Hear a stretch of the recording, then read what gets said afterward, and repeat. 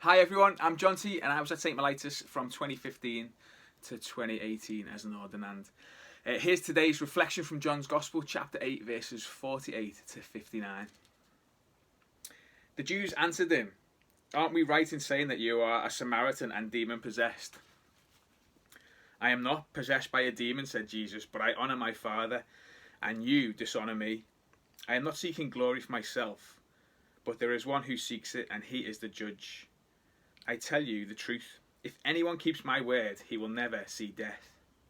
At this the Jews exclaimed, "Now we know that you're demon-possessed.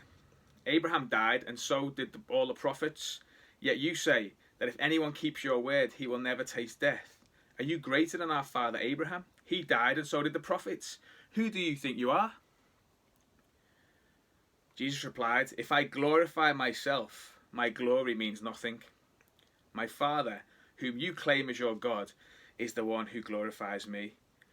Though you do not know him, I know him. If I said I did not, I would be a liar like you, but I do know him and keep his word. Your father, Abraham, rejoiced at the thought of seeing my day. He saw it and was glad. You are not yet 50 years old," the Jews said to him, "and you've seen Abraham." "I tell you the truth," Jesus answered, "before Abraham was born, I am."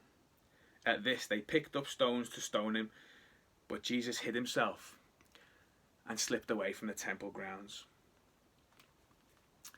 Now, I don't know how you used to spend your lunchtimes in school, but me and my mates used to get really bored quite easily, and so to fight the boredom, we used to go and get a leg off someone, and we'd go and find an older group of students, usually older brothers of my friends, and we'd wind them up so much that one or two of them would snap and they'd give us a legger, meaning that they'd chase us, and if they caught us, they'd give us a few digs, but if we outran them, we could lord it over them for the rest of the day. It sounds so childish saying it out loud now, but it was so much fun when we did it. And those memories of getting a legger in school, that was the image that came to mind as I read through our passage for today from John's Gospel.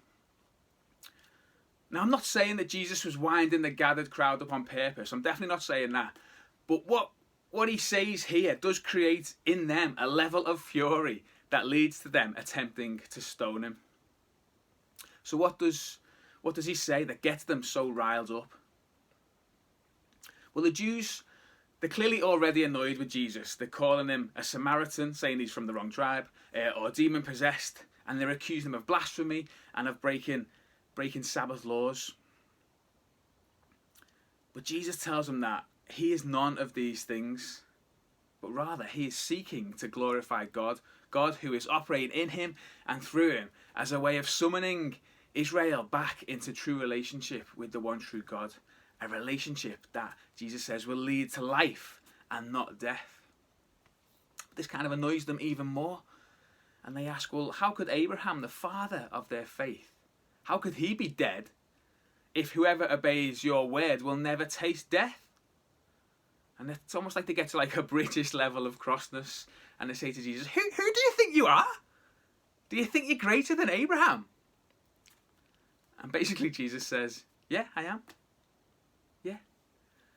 And he tells them that God is the one who is glorifying him, and that Abraham, entrusting God's promise that through his family all people on earth will be blessed, Abraham was in fact looking ahead to the day when Jesus would bring that promise into reality. And this throws the gathered people not only into fury but into confusion. And they're like, how could you know Abraham? You're not even 50. And it's like some weird kind of fan fiction Back to the Future episode. They're like, have you been back in time and met him? Or has he been forward in time and met you? What are you on about? And then here comes the bombshell of verse 58. Jesus all but speaks of himself as the Word of John's Gospel prologue, the one who was there with the Father at the beginning. Before Abraham existed, Jesus says, I am. Obviously, I am Yahweh, the holy name. This was exactly the same way that God had revealed himself to Moses. And here, Jesus uses language that only God had previously used to reveal himself to the crowd. But sadly, this was their boiling point, and their anger just got too much, and they attempted to stone him, but Jesus thankfully legged it, and he hid himself. And what Jesus says about himself in this passage, it points to Jesus' deep relationship with his Father.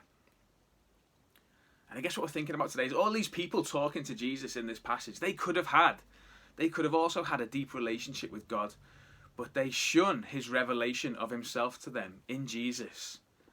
They can't think past or hear past or see past themselves. They were too preoccupied by other feelings, and that got in the way of them developing that deeper relationship with God. So what might be stopping us getting to know God in a deeper way at the moment? What might we be preoccupied with in this season? What do we need to empty ourselves of before we invite God to draw closer?